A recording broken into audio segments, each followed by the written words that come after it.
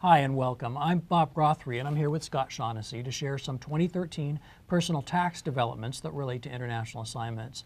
These are matters that program managers should be aware of as we head into the 2013 tax season. And that they ought to keep in mind in some cases for future tax years. That's right. The first item that we'd like to bring to your attention is the higher income tax rates for 2013, and also the limitations of the benefit of itemized deductions and personal exemptions for many taxpayers. That's right, Bob. Taxpayers with taxable income above a certain threshold are going to be subject to a new top tax rate of 39.6%. The previous top rate was 35%.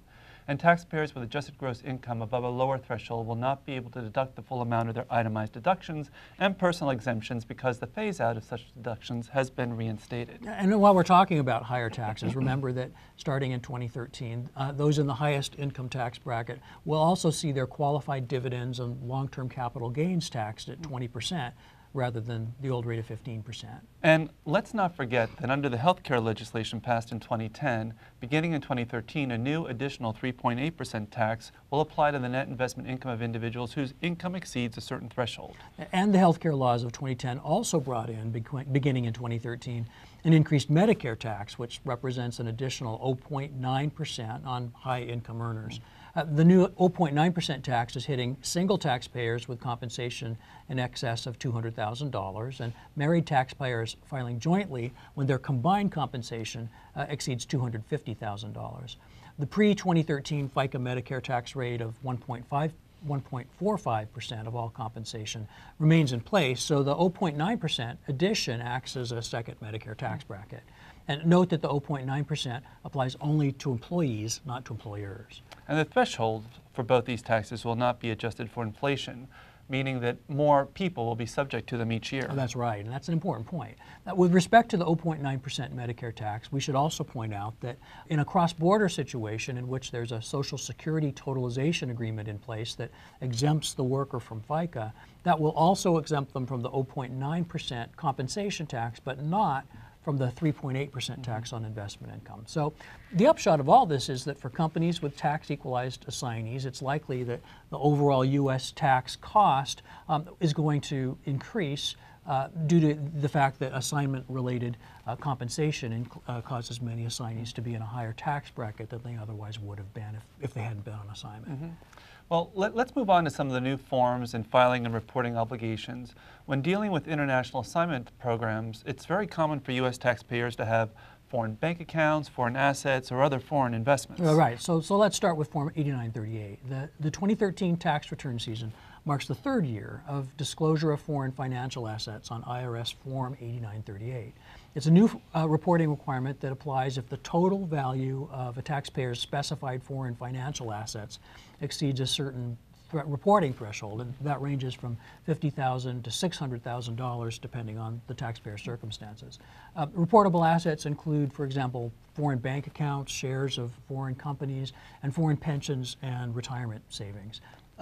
Failure to comply with this reporting requirement could result in substantial penalties. And this reporting obligation on Form 8938 should not be confused with the taxpayer's FBAR filing obligations. FinCen Form 114, which is called the Report of Foreign Bank and Financial Accounts, or the FBAR for short, it must be filed by U.S. persons who have a financial interest in or signature or other authority over foreign bank securities or other financial accounts, both business and personal, if the combined value exceeds $10,000 at any time during the calendar year. This form must be filed by June 30th of the following year, and no extensions are available. It's a separate filing that must be electronically filed. It's not attached to the tax return. Right. So the FBAR form must be filed electronically through a special Bank and Secrecy Act website. It's not part of the IRS. And it's important to note that in some cases, tax preparers won't take care of this requirement, so it's important to ask. Absolutely.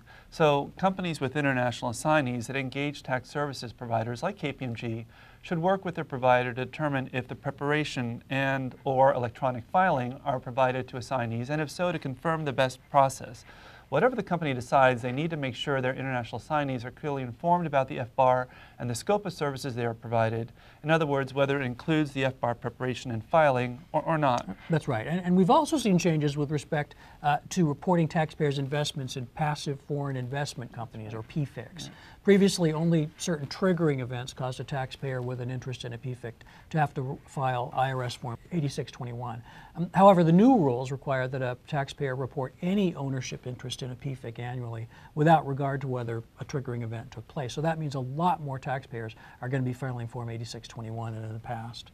Yeah, good. Bob, we're running a little bit out of time, but let's mention the sea change that occurred in 2013 in light of federal recognition of same-sex married couples and its impact on the tax and international assignment arenas, just very briefly.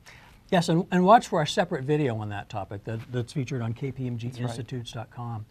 So federal recognition of legally married same-sex spouses will affect the kinds and amounts of assignment-related benefits and allowances that should be provided, as well as determining and securing appropriate visas, the applications of local tax regulations, and in particular the interpretation of tax equalization policies and procedures.